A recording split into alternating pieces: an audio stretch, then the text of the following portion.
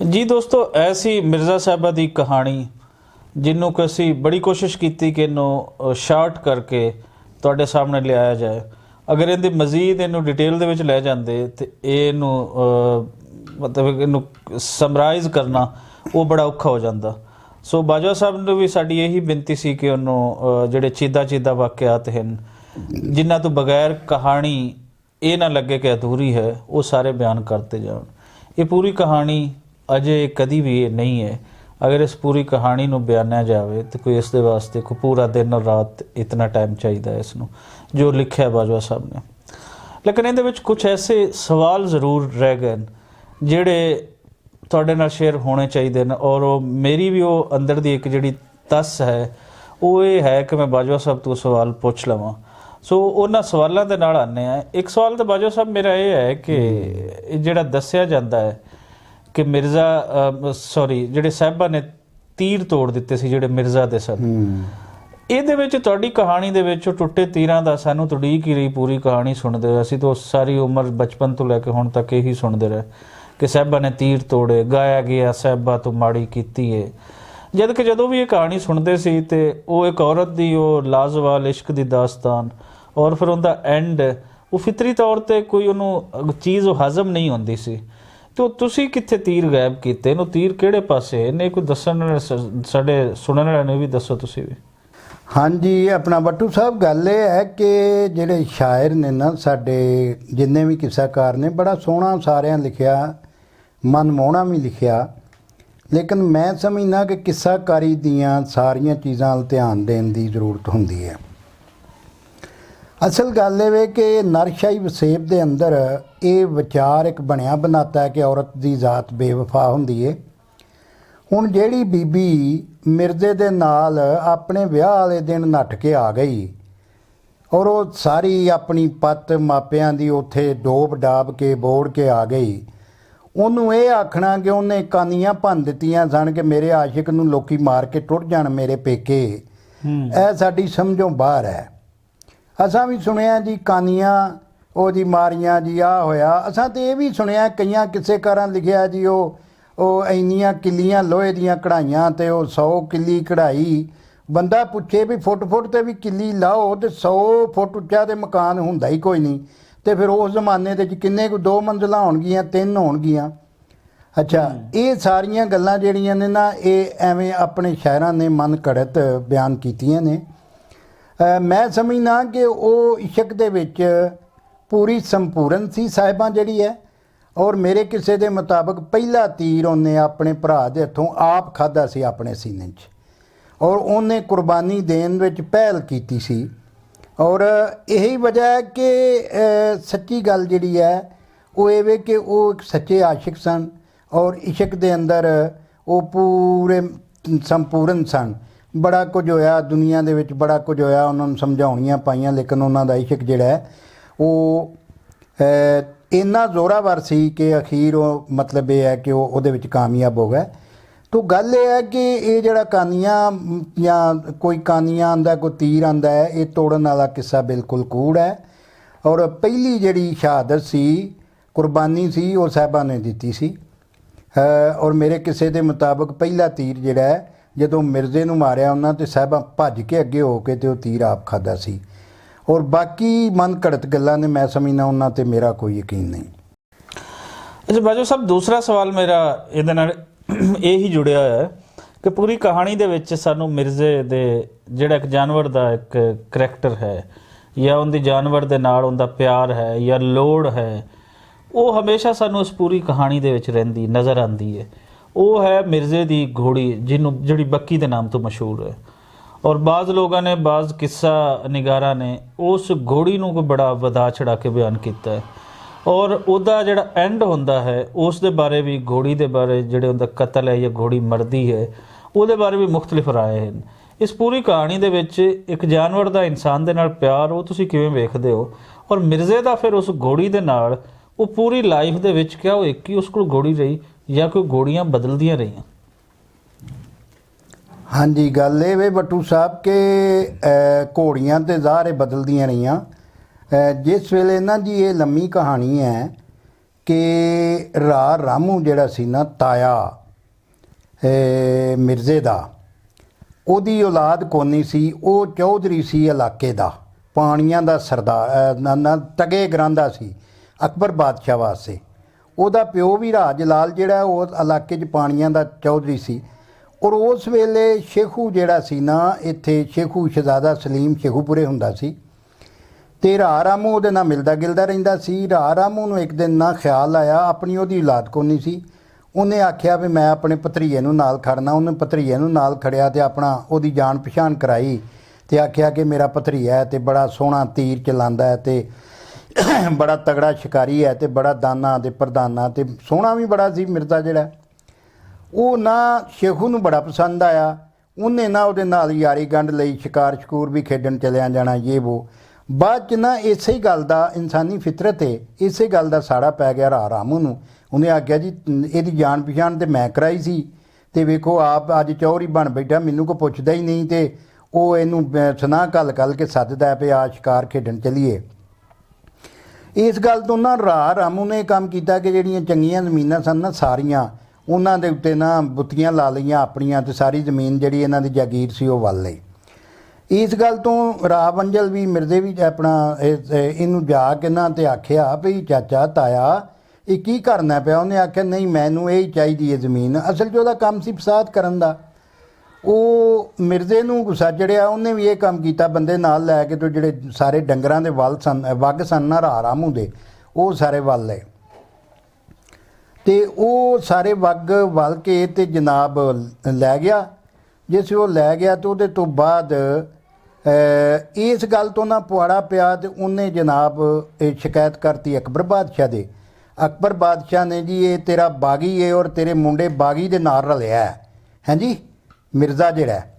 ਉੱਧਰੋਂ ਉਹਨੂੰ ਉਹ ਆ ਗਏ ਜਨਾਬ, ਉਹ ਜਿਹੜੇ ਹਰਕਾਰੇ ਸਨ ਸਰਕਾਰ ਦੇ, ਉਹ ਆ ਕੇ ਅਤੇ ਫੜ ਕੇ ਜਿਸ ਵੇਲੇ ਲੈ ਗਏ ਅਤੇ ਫੜ ਕੇ ਜਿਸ ਵੇਲੇ ਖੜਨ ਲੱਗੇ ਨਾ ਅਤੇ ਇਹਨੇ ਇੱਕ ਆਪਣਾ ਬੰਦਾ ਸੱਦ ਕੇ ਨਾ ਅਤੇ ਉਹਨੂੰ ਰੁਕਾ ਦਿੱਤਾ। ਅਤੇ ਉਹਨੇ ਰੁਕਾ ਉਹ ਸ਼ਹਿਜ਼ਾਦੇ ਸਲੀਮ ਨੂੰ, ਸ਼ੇਖੂ ਜੀ ਨੂੰ ਆਉਂਦੇ ਸਨ ਉਸ ਵੇਲੇ, ਉਹਨੂੰ ਜਾ ਦਿੱਤਾ।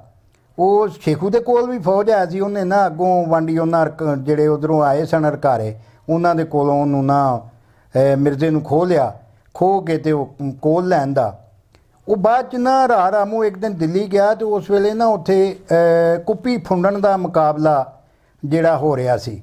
ਕੁੱਪੀ ਫੁੰਡਣ ਦਾ ਮੁਕਾਬਲਾ ਇਹ ਸੀ ਕਿ 12 ਬਾਂਸ ਹੇਠ ਉੱਤੇ ਧਰਦੇ ਸਨ ਅਤੇ ਉਹਨਾਂ ਦੇ ਉਤਲੇ ਬਾਂਸ ਦੇ ਉੱਤੇ ਕੁੱਪੀ ਧਰੀ ਜਾਂਦੀ ਸੀ ਅਤੇ ਉਹ ਆਂਦੇ ਸਨ ਕਿ ਇਹਨੂੰ ਤੀਰ ਇਸ ਤਰ੍ਹਾਂ ਮਾਰਨਾ ਕਿ ਬਾਂਸ ਵੀ ਹਿੱਲ ਕੇ ਥੱਲੇ ਨਾ ਡਿੱਗਣ ਔਰ ਕੁੱਪੀ ਜਿਹੜੀ ਹੈ ਉਹ ਜਿਹੜੀ ਜਗ੍ਹਾ ਮਿੱਥੀ ਹੋਈ ਉਹ ਉੱਥੇ ਜਾ ਕੇ ਡਿੱਗੇ।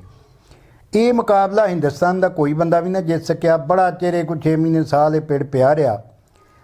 ਇਹ ਨਾ ਇੱਕ ਦਿਨ ਜਿਹੜਾ ਨਾ ਰਾਮੂ ਨੂੰ ਖਿਆਲ ਆਇਆ, ਉਹਦੇ ਸਮਝਦਾ ਸੀ ਮੇਰਾ ਭਤਰੀਆ ਮਰ ਗਿਆ, ਉਹਨੂੰ ਮਾਰ ਛੜਿਆ, ਉਹਨਾਂ ਨੇ ਫਾਹੇ ਲਾ ਹੜਿਆ।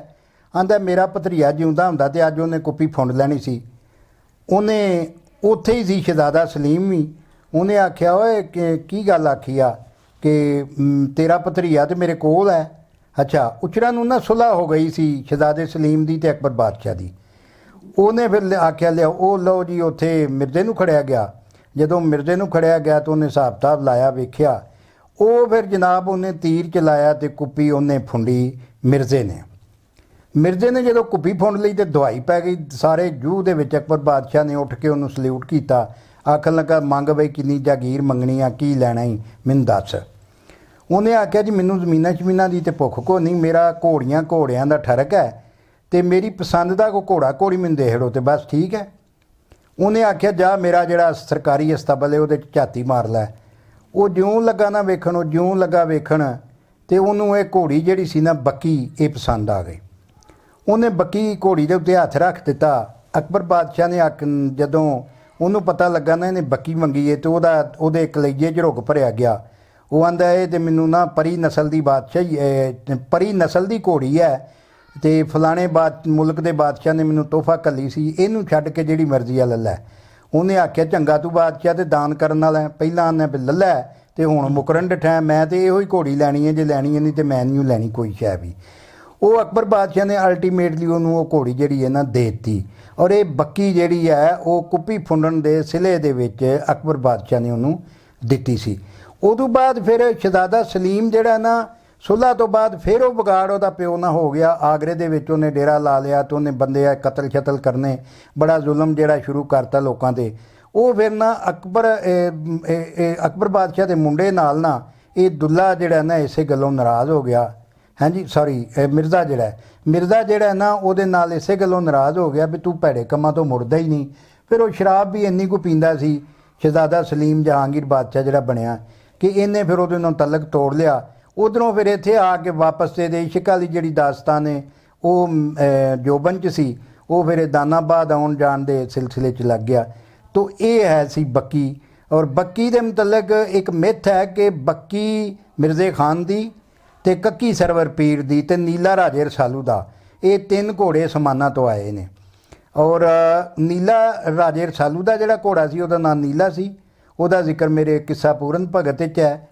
ਤੇ ਕੱਕੀ ਸਰਵਰ ਪੀਰ ਦੀ ਜਿਹੜੇ ਹਜ਼ਰਤ ਸਖੀ ਸਰਵਰ ਹੋਏ ਨੇ ਉਹਨਾਂ ਦੀ ਜਿਹੜੀ ਘੋੜੀ ਸੀ ਉਹਦਾ ਵੀ ਨਾਂ ਕੱਕੀ ਸੀ। ਤੋ ਇਹ ਹੈ ਇਹਨਾਂ ਦੀ ਦਾਸਤਾਨ ਜੀ।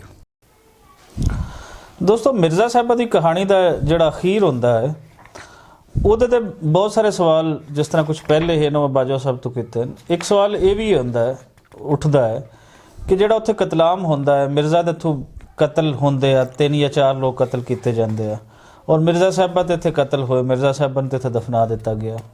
ਔਰ ਅਸੀਂ ਇਹ ਵੀ ਚਾਹਾਂਗੇ ਕਿ ਜਿਤਨੇ ਲੋਕ ਉੱਥੇ ਕਤਲ ਹੁੰਦੇ ਨੇ, ਜਿਹੜੇ ਉਸ ਸਾਈਡ ਤੋਂ ਆਏ ਸੀ, ਜੰਗ ਵਾਲੀ ਸਾਈਡ ਤੋਂ ਆਏ ਸੀ ਸਾਹਿਬਾਂ ਦੇ ਪਿੱਛੋਂ, ਉਹਨਾਂ ਦੀਆਂ ਲਾਸ਼ਾਂ ਕਿੱਥੇ ਗਈਆਂ? ਤੇ ਮਿਰਜ਼ਾ ਸਾਹਿਬਾਂ ਦੀ ਤੇ ਇੱਥੇ ਹੈ।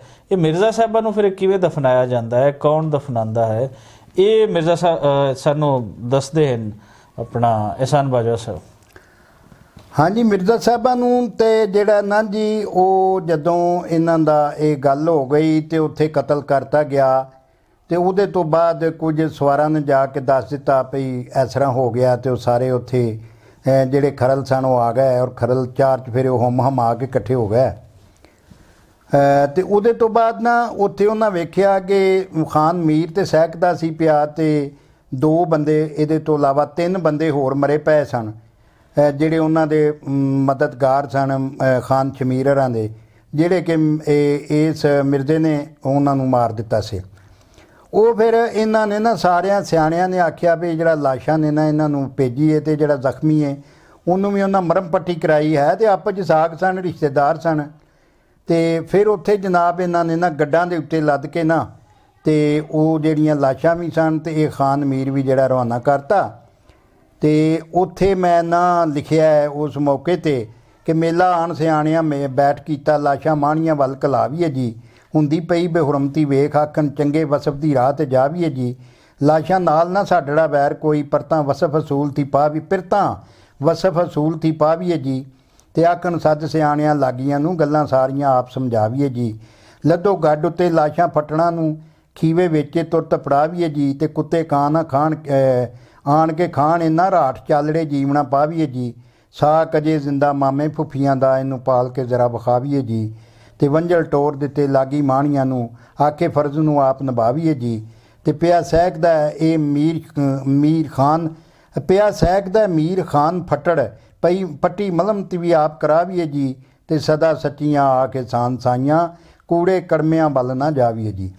ਤੋ ਉਹਨਾਂ ਨੇ ਨਾ ਜੀ ਇਹ ਲਾਸ਼ਾਂ ਜਿਹੜੀਆਂ ਨੇ ਨਾ ਸਾਰੀਆਂ ਟੋੜਤੀਆਂ। ਜਦੋਂ ਉੱਥੇ ਗਈਆਂ ਤੇ ਉੱਥੇ ਲੋਕਾਂ ਨੇ ਤੋਏ ਲਾਂਤ ਵੀ ਬੜੀ ਕੀਤੀ। ਉਹਨਾਂ ਆਖਿਆ ਵੇਖੋ ਤੁਸੀਂ ਉਹਨਾਂ ਨਾਲ ਆਹ ਕਰਕੇ ਆਇਓ, ਤੇ ਉਹਨਾਂ ਤੇ ਲਾਸ਼ਾਂ ਵੀ ਭੇਜਤੀਆਂ ਨੇ, ਤੇ ਖਾਨ ਮੀਰ ਜਿਹੜਾ ਜ਼ਖਮੀ ਹੈ ਉਹਨੂੰ ਮਰਮ ਪੱਟੀ ਵੀ ਕਰਾ ਕੇ ਵਾਪਸ ਭੇਜਿਆ। ਤੇ ਉਹਨਾਂ ਨੂੰ ਫਿਰ ਉੱਥੇ ਜਿਹੜੀਆਂ ਲਾਸ਼ਾਂ ਸਨ ਉਹਨਾਂ ਨੂੰ ਉੱਥੇ ਖੀਵੇ ਮਾਣੀਆਂ ਵਿੱਚ ਜਾ ਕੇ ਦਫਨਾਇਆ ਗਿਆ ਜੀ। ਤੇ ਇਹ ਫਿਰ ਦੋਨੋਂ ਕਬੀਲਿਆਂ ਦੀ ਜਿਹੜੀ ਇਸ ਤੋਂ ਬਾਅਦ ਹਾਂਜੀ ਆਪਸ ਦੇ ਵਿੱਚ ਕਿਆ ਕੋਈ ਸੁਲ੍ਹਾ ਹੋ ਜਾਂਦੀ ਹੈ ਜਾਂ ਫਿਰ ਅੱਗੇ ਕੋਈ ਫਸਾਦ ਇਹਨਾਂ ਦੇ ਦੰਗੇ ਉਹ ਫਿਰ ਸ਼ੁਰੂ ਹੋ ਜਾਂਦੇ ਨੇ? ਕਿਉਂਕਿ ਖਰਲ ਕਬੀਲਾ ਜਿਹੜਾ ਉਹਦੇ ਵਾਸਤੇ ਇੱਕ ਬੜੀ ਵੱਡੀ ਗੱਲ ਸੀ ਕਿ ਉਹਨਾਂ ਦੇ ਘਰ ਆ ਕੇ ਮਿਰਜ਼ਾ ਔਰ ਸਾਹਿਬਾਂ ਨੂੰ ਉਹ ਮਾਰ ਕੇ ਜਾ ਰਹੇ ਨੇ ਪਿੱਛੇ। ਇਹਨਾਂ ਦਾ ਫਿਰ ਉਹਦੇ ਤੇ ਰਿਐਕਸ਼ਨ ਕੀ ਸੀ ਕਿ ਇਹ ਕੀ ਅੱਗੇ ਹਾਂਜੀ, ਮੈਂ ਦੱਸਿਆ ਸੀ ਕਿ ਜਦੋਂ ਮਿਰਜ਼ਾ ਤੇ ਸਾਹਿਬਾਂ ਦਾ ਉੱਥੇ ਉਹ ਫੌਤ ਹੋ ਗਿਆ, ਉਹਨਾਂ ਨੂੰ ਮਾਰ ਦਿੱਤਾ ਗਿਆ, ਤੇ ਉਦੋਂ ਪਹਿਲਾਂ ਮਿਰਜ਼ੇ ਤੇ ਸਾਹਿਬਾਂ ਨੇ ਆਪਣਾ ਮਸ਼ਕੀਜ਼ਾ ਪਾਣੀ ਦਾ ਅੱਧਾ ਆਪਣੇ ਉੱਤੇ ਦੋਵਾਂ ਨੇ ਲੁੱਦਿਆ ਸੀ, ਔਰ ਮਿਰਜ਼ੇ ਨੇ ਉਹਨੂੰ ਆਖਿਆ ਸੀ ਕਿ ਇਹ ਹੀ ਅਸੀਂ ਗੁਸਲ ਕਰਨਾ ਹੈ। ਤੇ ਬਾਅਦ 'ਚ ਉਸ ਇਲਾਕੇ ਦਾ ਜਿਹੜਾ ਕਾਜ਼ੀ ਬਦਰੁੱਦੀਨ ਸੀ, ਕਾਜ਼ੀ ਤੁਲ ਕਜ਼ਾਤ, ਉਸ ਬੰਦੇ ਨੂੰ ਉਹ ਆਇਆ ਕਮਾਲੀਏ ਤੋਂ, ਤੇ ਉਹਨੇ ਆ ਕੇ ਫਤਵਾ ਦਿੱਤਾ ਕਿ ਆਸ਼ਿਕ ਨੇ ਬਲਕਿ ਉਹਨੇ ਖਾਤਮੁਲ ਆਸ਼ਿਕੀਨ ਦਾ ਲਕਬ ਦਿੱਤਾ ਮਿਰਜ਼ੇ ਨੂੰ, ਔਰ ਉਹਨੇ ਕਿਹਾ ਕਿ ਇਹਨਾਂ ਨੂੰ ਇਹਨਾਂ ਹੀ ਕੱਪੜਿਆਂ ਦੇ ਵਿੱਚ ਦਫਨ ਕਰਨਾ ਹੈ ਔਰ ਇਸੇ ਜਗ੍ਹਾ ਤੇ ਦਫਨ ਕਰਨਾ ਹੈ ਜਿਹੜੀ ਜਗ੍ਹਾ ਤੇ ਇਹਨਾਂ ਦੀ ਫੌਤਗੀ ਹੋਈ ਹੈ। ਤੋ ਉਹਨਾਂ ਨੇ ਜਦੋਂ ਦਫਨ ਕਰ ਲਿਆ ਤੇ ਉਹਦੇ ਤੋਂ ਬਾਅਦ ਵਿਹਲੇ ਹੋ ਕੇ ਤੇ ਫਿਰ ਜਿਹੜੀ ਇਹ ਮਾਈ ਨਸੀਬਾਂ ਇਹਦੇ ਕੋਲ ਰਾਮੂ ਕੋਲ ਗਈ ਤੇ ਉਹ ਆਖਣ ਲੱਗੀ ਕਿ ਮੈਨੂੰ ਠੰਡਾ ਨਹੀਂ ਕੱਢਦਾ ਪਿਆ, ਮੇਰਾ ਐਡਾ ਪਿਆਰਾ ਪੁੱਤਰ ਹਾਂਜੀ ਉਹਨਾਂ ਨੇ ਆਸਰਾ ਮਾਰ ਛੜਿਆ ਤੇ ਮੇਰੇ ਪੇਕੇ ਨੇ ਭਾਵੇਂ ਪਰ ਉਹਨਾਂ ਪੇਕਿਆਂ ਕੋ ਬਦਲਾ ਜ਼ਰੂਰ ਲੈਣਾ ਹੈ। ਉਹ ਫਿਰ ਉਹਨਾਂ ਆਖਿਆ ਕਿ 40 ਤੱਕ ਖਲੋ ਜਾਈਏ, 40 ਤੱਕ ਲੋਕਾਂ ਨੇ ਆਉਣਾ ਅਫਸੋਸ ਕਰਨ ਵਾਲਿਆਂ। 40 ਤੇ ਜਦੋਂ 40 ਲੰਘ ਗਿਆ ਉਹ ਇਹਨਾਂ ਫਿਰ ਸੰਗ ਜੋੜਿਆ ਚੰਗਾ ਤੇ ਜੋੜ ਕੇ ਤੇ ਕੁਝ ਘੋੜਿਆਂ ਤੇ ਕੁਝ ਸੰਢਿਆਂ ਤੇ ਬਹਿ ਕੇ ਤੇ ਇਹਨਾਂ ਜਾ ਕੇ ਖੀਵੇ ਮਾਣੀਆਂ ਤੇ ਨਾ ਮਤਲਬ ਇਹ ਹੱਲਾ ਬੋਲਿਆ ਔਰ ਖੀਵੇ ਮਾਣੀਆਂ ਦੀ ਇੱਟ ਨਾਲ ਇੱਟ ਵਜਾਤੀ ਔਰ ਉੱਥੇ ਬਹੁਤ ਜ਼ਿਆਦਾ ਇਹਨਾਂ ਕਤਲਾਮ ਕੀਤੀ। ਉਹਦੇ ਤੋਂ ਬਾਅਦ ਜੇ ਅੱਜ ਖੀਵੇ ਦੀ ਵੀ ਹਾਲਤ ਵੇਖੀਏ ਨਾ ਜੀ, ਤੇ ਜਿਹੜਾ ਖੀਵਾ ਸੜਕ ਦੇ ਉੱਤੇ ਵੇ ਨਾ ਚੰਗ ਚਨਿਓਟ ਰੋਡ ਤੇ, ਇਹ ਬਿਲਕੁਲ ਨਵਾਂ ਖੀਵਾ ਬਣਿਆ ਹੈ। ਜਿਹੜਾ ਅਸਲੀ ਖੀਵਾ ਜਿੱਥੇ ਮਸਜਿਦ ਸੀ, ਜਿਹੜੀ ਖੀਵੇ ਦੇ ਵਿੱਚ ਸਾਹਿਬਾ ਮਿਰਜ਼ਾ ਜਿੱਥੇ ਪੜ੍ਹਦੇ ਰਹੇ, ਉਹ ਮਸਜਿਦ ਜਿਹੜੀ ਹੈ ਉਹ ਇਸ ਖੀਵੇ ਤੋਂ ਬਾਰ-ਬਾਰ ਕਿੱਲਾ ਡੇਢ 2 ਲਹਿੰਦੇ ਪਾਸੇ। ਇਹਦਾ ਮਤਲਬ ਇਹ ਪਿੰਡ ਉਹ ਮਸਜਿਦ ਦੇ ਵਿੱਚ ਦੁਆਲੇ ਹੀ ਹੋਏਗਾ ਤੇ ਜਿੱਥੇ ਪਿੰਡ ਹੁੰਦਾ ਸੀ ਨਾ ਉਸ ਵੇਲੇ ਉੱਥੇ ਹੁਣ ਪੈਲੀਆਂ ਨੇ, ਉੱਥੇ ਫਸਲਾਂ ਹੁੰਦੀਆਂ ਨੇ। ਤੇ ਇਹਨਾਂ ਵੀ ਇਸ ਤਰ੍ਹਾਂ ਹੀ ਦਾਨਾਬਾਦ ਦੀ ਬਾਅਦ 'ਚ ਜਨਾਬ ਉਹ ਪਏ ਤੇ ਉਹਨਾਂ ਵੀ ਆ ਕੇ ਤੇ ਦਾਨਾਬਾਦ ਦੀ ਇੱਟ ਨਾਲ ਇੱਟ ਵਜਾਤੀ ਔਰ ਇਹਨਾਂ ਦਾ ਭੇੜ ਜਿਹੜਾ ਹੈ ਸਦੀਆਂ ਤੱਕ ਹੁੰਦਾ ਰਿਹਾ ਔਰ ਬਹੁਤ ਜ਼ਿਆਦਾ ਬਰਬਾਦੀ ਹੋਈ। ਫਿਰ ਜਨਾਬ ਮਾਣੀ ਜਿਹੜੇ ਕਬੀਲੇ ਸਨ ਉਹਨਾਂ ਨੇ ਕੁੜੀਆਂ ਜੰਮਦਿਆਂ ਹੀ ਮਾਰਨੀਆਂ ਸ਼ੁਰੂ ਕਰਤੀਆਂ ਔਰ ਜਿਹੜੀ ਕੁੜੀ ਜੰਮਦੀ ਸੀ ਉਹਨੂੰ ਜੰਮਦੀ ਦਾ ਸੰਗ ਘੁੱਟ ਛੱਡਦੇ ਸਨ ਔਰ ਉਹ ਚੀਜ਼ ਜਿਹੜੀ ਹੈ ਨਾ ਉਹ ਵੀ ਬੜਾ ਚਿਰ ਚੱਲਦੀ ਰਹੀ। ਉਹਦੇ ਤੋਂ ਬਾਅਦ ਆ ਕੇ ਨਾ ਜੀ ਤੇ 1849 'ਚ ਜਦੋਂ ਅੰਗਰੇਜ਼ ਆਏ ਨੇ ਨਾ ਜੀ, ਤੇ ਅੰਗਰੇਜ਼ਾਂ ਨੇ ਆ ਕੇ ਤੇ ਜਿਹੜਾ DC ਸੀ ਮਿਲਟਨ ਉੱਥੇ ਉਹਨੇ ਸੁਣਿਆ ਵੀ ਇੱਥੇ ਜੰਮਦੀਆਂ ਧੀਆਂ ਨੂੰ ਮਾਰ ਛੱਡਦੇ ਨੇ। ਉਹਨੇ ਫਿਰ ਕਾਨੂੰਨ ਪਾਸ ਕੀਤਾ ਵੀ ਜਿਹੜਾ ਬੰਦਾ ਧੀਆਂ ਜੰਮਦੀਆਂ ਨੂੰ ਇੱਥੇ ਮਾਰੇਗਾ ਨਾ ਜੀ ਉਹਨੂੰ ਫੜੋ ਤੇ ਉਹਦੇ ਤੇ 302 ਦਾ ਪਰਚਾ ਦਿਓ। ਉਹ ਫਿਰ ਇੰਜ ਕਰਕੇ, ਨਹੀਂ ਤੇ ਸਦੀਆਂ ਤੱਕ ਇਹ ਹਾਲ ਸੀ ਕਿ ਮਾਣੀਆਂ ਨੂੰ ਕੋਈ ਸਾਕ ਹੀ ਨਹੀਂ ਦਿੰਦਾ ਤੇ ਧੀਆਂ ਜੰਮਦੀਆਂ ਨੂੰ ਮਾਰ ਛੱਡਦੇ ਸਨ ਔਰ ਉਹਦੇ ਤੋਂ ਬਾਅਦ ਇਹਨਾਂ ਦੇ ਵਿੱਚ ਲੜਕੀਆਂ ਉਂਝ ਹੀ ਖਤਮ ਹੋ ਗਈਆਂ ਸਨ।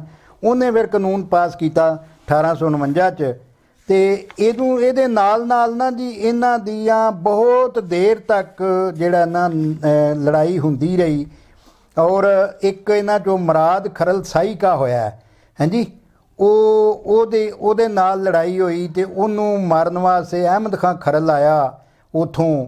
ਅਹਿਮਦ ਖਾਂ ਮਾਣੀ ਕਬੀਲੇ ਦਾ। ਉਹ ਜਦੋਂ ਮਾਰਨ ਆਇਆ ਤਾਂ ਉਹਨੇ ਮੁਰਾਦ ਖਰਲ ਸਾਈਕਾ ਖਰਲ ਸੰਤ ਸਾਈਕਾ ਇਹਨਾਂ ਦੀ ਗੋਦ ਸੀ। ਉਹਦੇ ਪੁੱਤਰ ਨੌਰੰਗ ਤੇ ਦੂਜੀ ਜ਼ਨਾਨੀ ਸੱਸੀ ਦੇ ਪੁੱਤਰਾਂ ਹੱਸੂ ਤੇ ਬੇਗ ਨੂੰ ਉਹਨਾਂ ਕੈਦ ਕਰ ਲਿਆ ਤੇ ਨੌਰੰਗ ਨੂੰ ਵੀ ਕੈਦ ਕਰ ਲਿਆ ਤੇ ਸਾਈਕਾ ਮੁਰਾਦ ਨੂੰ ਕਤਲ ਕਰਕੇ ਤੇ ਉਹਦੇ ਟੋਟੇ ਬੋਰੀ 'ਚ ਪਾ ਕੇ ਨਾ ਗਠੜੀ 'ਚ ਬੰਨ੍ਹ ਕੇ ਤੇ ਨਾਲ ਲੈ ਗਏ ਤੇ ਨਾਲ ਉਹਦੀ ਬੀਵੀ ਨੂੰ ਵੀ ਜਿਹੜਾ ਨਾ ਕੈਦ ਕਰਕੇ ਲੈ ਗਿਆ ਉੱਥੇ। ਜਿਸ ਵੀ ਲੈ ਗਿਆ ਤੇ ਮਗਰੋਂ ਜਨਾਬ ਮੇਲਾ ਪਿਆ ਇਹਨਾਂ ਦਾ ਆਪਣਾ ਖਰਲਾਂ ਦਾ। ਇਹਨਾਂ ਆਖਿਆ ਕਿ ਯਾਰ ਉਹ ਮਰਨ ਵਾਲੇ ਤੇ ਮਰ ਗਏ ਨੇ ਤੇ ਤੁਸੀਂ ਮਤਲਬ ਇਹ ਹੈ ਕਿ ਹੁਣ ਛੱਡ ਦਿਓ ਇਹਨਾਂ ਨੂੰ, ਇਸ ਗੱਲ ਨੂੰ ਵੈਰ ਨੂੰ ਭੁਲਾਈਏ। ਉਹ ਫਿਰ ਜਨਾਬ ਜਿਹੜਾ ਸੀ ਨਾ ਉੱਥੇ ਅਹਿਮਦ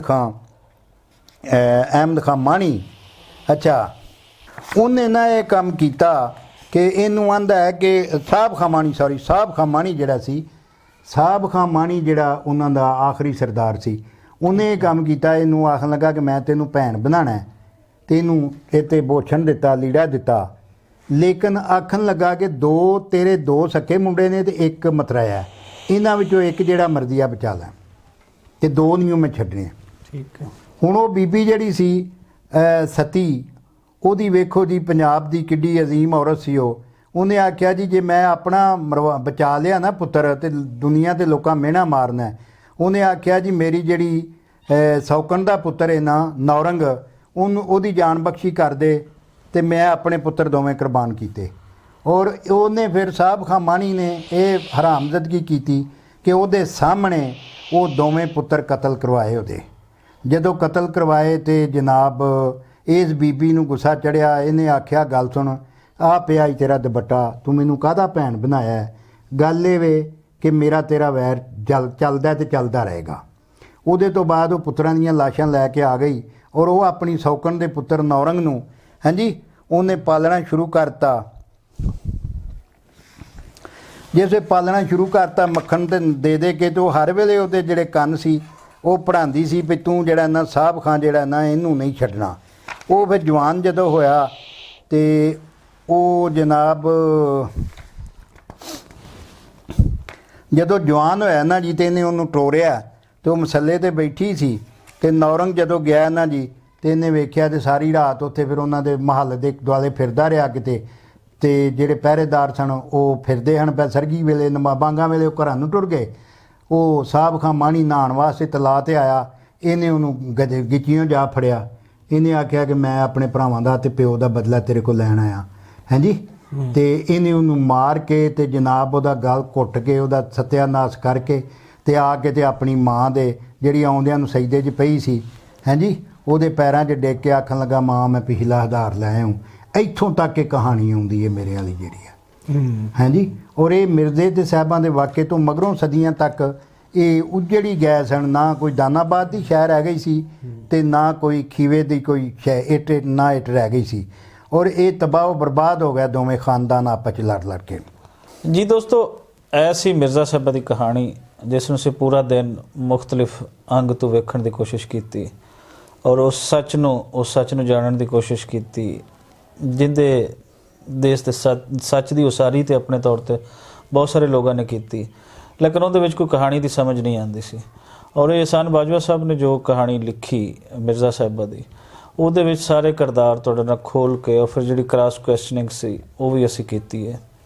ਇੱਕ ਬਹੁਤ ਵੱਡਾ ਸਵਾਲ ਜਿਹੜਾ ਇੱਥੇ ਪੈਦਾ ਹੁੰਦਾ ਹੈ ਉਹ ਇਹ ਹੈ ਕਿ ਜਿਸ ਤਰ੍ਹਾਂ ਮੈਂ ਪਹਿਲੇ ਅਰਜ਼ ਕੀਤੀ ਸੀ ਕਿ ਬਹੁਤ ਸਾਰੀਆਂ ਜਿਹੜੀਆਂ ਲੋਕ ਦਾਸਤਾਨਾਂ ਹਨ ਉਹ ਇਲਾਮਤੀ ਤੌਰ 'ਤੇ ਵੀ ਬੜੀਆਂ ਇੰਪੋਰਟੈਂਟ ਹਨ, ਇਸ਼ਕੀਆ ਤੌਰ 'ਤੇ ਤਾਂ ਬਿਲਕੁਲ ਇੰਪੋਰਟੈਂਟ ਹਨ। ਇਹਨੂੰ ਰੂਹਾਨੀ ਤਾਕਤ ਦੇ ਹਿਸਾਬ ਨਾਲ ਦੇਖਿਆ ਜਾਵੇ ਜਾਂ ਕਿਸੇ ਹੋਰ ਐਂਗਲ ਤੋਂ ਦੇਖਿਆ ਜਾਵੇ, ਲੇਕਿਨ ਮੈਂ ਇਸ ਨੂੰ ਅਗਰ ਮੌਜੂਦਾ ਦੇ ਵਿੱਚ ਦੇਖਿਆ ਜਾਵੇ ਤੇ ਔਰਤ ਦੀ ਆਜ਼ਾਦੀ ਦੇ ਨਾਲ ਜੁੜਾ ਵੀ ਇਸ ਨੂੰ ਦੇਖਦਾ ਕਿ ਸ਼ਾਇਦ ਅਸੀਂ ਅਜੇ ਤੱਕ ਔਰਤ ਨੂੰ ਉਹ ਆਜ਼ਾਦੀ ਨਹੀਂ ਦੇ ਪਾਏ ਜੋ ਦੇ ਦੇਣੀ ਚਾਹੀਦੀ ਸੀ। ਔਰ ਇਹਦੇ ਪਿੱਛੇ ਉਹ ਹੀਰ ਦੀ ਕਹਾਣੀ ਹੋਵੇ, ਉਹ ਸਾਹਿਬਾ ਦੀ ਕਹਾਣੀ ਹੋਵੇ, ਕਿਉਂਕਿ ਜੋ ਉਹ ਚਾਹੁੰਦੀ ਹੈ ਅਸੀਂ ਉਸ ਨੂੰ ਦਿੰਦੇ ਨਹੀਂ ਹੈ। ਔਰ ਸਾਡਾ ਜਿਹੜੇ ਰਵਾਇਤਾਂ ਹਨ ਉਹ ਵੀ ਇਹ ਹਨ ਕਿ ਔਰਤ ਦੀ ਆਜ਼ਾਦੀ ਨੂੰ ਮੱਦੇਨਜ਼ਰ ਰੱਖਣਾ ਚਾਹੀਦਾ, ਉਹਦੀ ਖੁਆਇਸ਼ ਨੂੰ ਮੱਦੇਨਜ਼ਰ ਰੱਖਣਾ ਚਾਹੀਦਾ। ਫਿਰ ਮਜ਼ਹਬੀ ਅੰਗ ਵੱਲ ਆਈਏ ਤੇ ਉਹਦੇ 'ਤੇ ਵੀ ਇਹ ਚੀਜ਼ ਮਿਲਦੀ ਹੈ। ਸੋ ਅੱਜ ਵੀ ਜਿਹੜਾ ਔਰਤ ਨੂੰ ਉਹਨੂੰ ਪੈਰ ਦੀ ਜੁੱਤੀ ਸਮਝਿਆ ਜਾਂਦਾ ਹੈ। ਇਹ ਰੈਜ਼ਿਸਟੈਂਸ ਦੀਆਂ ਕਹਾਣੀਆਂ ਹਨ, ਇਹਦੇ ਅੰਦਰ ਤੁਹਾਨੂੰ ਰੈਜ਼ਿਸਟੈਂਸ ਨਜ਼ਰ ਆਏਗੀ। ਉਹ ਕੋਈ ਔਰਤ ਵਿਰਲੀ ਔਰਤ ਜਿਹੜੀ ਰੈਜ਼ਿਸਟੈਂਸ ਕਰਦੀ ਸੀ ਔਰ ਉਹਦੇ ਪਿੱਛੇ ਰੈਜ਼ਿਸਟੈਂਸ ਦਾ ਮਕਸਦ ਇੱਕ ਤੇ ਆਪਣੇ ਮਹਿਬੂਬ ਨੂੰ ਪਾਣਾ ਹੁੰਦਾ ਸੀ, ਦੂਸਰਾ ਇਹ ਵੀ ਸੀ ਕਿ ਉਹ ਇਹ ਦੱਸ ਦੇਵੇ ਕਿ ਜੋ ਇੱਕ ਮਰਦ ਦੀ ਖੁਆਇਸ਼ ਹੈ, ਉਹ ਜੋ ਚਾਹੁੰਦਾ ਹੈ ਆਪਣੀ ਪਸੰਦ ਦਾ ਪਾਣਾ, ਉਹ ਕਿਆ ਇੱਕ ਔਰਤ ਨਹੀਂ ਪਾ ਸਕਦੀ। ਸੋ ਅੱਗੇ ਕਿਸੇ ਮਿਲਾਂਗੇ ਕਿਸੇ ਹੋਰ ਕਹਾਣੀ ਦੇ ਨਾਲ, ਉਸੇ ਤਰੀਕੇ ਦੇ ਨਾਲ ਜਿੰਦੇ ਤੇ ਕੋਈ ਬਾਜਵਾ ਸਾਹਿਬ ਜੈਸੇ ਲੋਕਾਂ ਦਾ ਕੰਮ ਹੋਵੇ, ਤਾਂ ਕਿ ਉਹਨਾਂ ਤੋਂ ਜੋ ਅਸੀਂ ਕੋਈ ਸਵਾਲ ਕਰੀਏ, ਉੱਠਦੇ ਹੋ ਸਵਾਲ ਅਸੀਂ ਕਰੀਏ ਜਾਂ ਤੁਸੀਂ ਕਰੋ, ਉਹਨਾਂ ਦਾ ਸਾਨੂੰ ਤਸੱਲੀ ਬਖਸ਼ ਜਵਾਬ ਮਿਲ ਪਾਵੇ। ਇਹਦੇ ਵਿੱਚ ਹੀ ਅਗਰ ਤੁਹਾਨੂੰ ਕੋਈ ਸਵਾਲ ਐਸਾ ਤੁਹਾਡੇ ਜ਼ਿਹਨ ਦੇ ਵਿੱਚ ਆਉਂਦਾ ਹੈ ਜਿਹੜਾ ਤੁਸੀਂ ਕੋਈ ਹਿਸਟੋਰੀਕਲ ਪਰਸਪੈਕਟਿਵ ਦੇ ਵਿੱਚ ਤੁਸੀਂ ਕਰਨਾ ਚਾਹੁੰਦੇ ਹੋ, ਤੇ ਅਸੀਂ ਉਹ ਬਾਜਵਾ ਸਾਹਿਬ ਨਾਲ ਸਾਂਝਾ ਕਰਾਂਗੇ। ਔਰ ਮੈਂ ਇਹਦੇ ਨਾਲ ਤੁਹਾਨੂੰ ਬਾਜਵਾ ਸਾਹਿਬ ਦੇ ਕੰਟੈਕਸਟ ਡਿਟੇਲ ਉਹ ਵੀ ਦੇ ਦਿਆਂਗਾ, ਤੁਸੀਂ ਡਾਇਰੈਕਟ ਵੀ ਕਰ ਸਕਦੇ ਹੋ, ਕਮੈਂਟਸ ਰਾਹੀਂ ਵੀ ਕਰ ਸਕਦੇ ਹੋ। ਇਜਾਜ਼ਤ ਦਿਓ, ਮਿਲਦੇ ਹਾਂ ਅਗਲੀ ਕਿਸੇ ਹੋਰ ਵੀਡੀਓ ਦੇ ਨਾਲ। ਅੱਲਾ ਬੇਲੀ।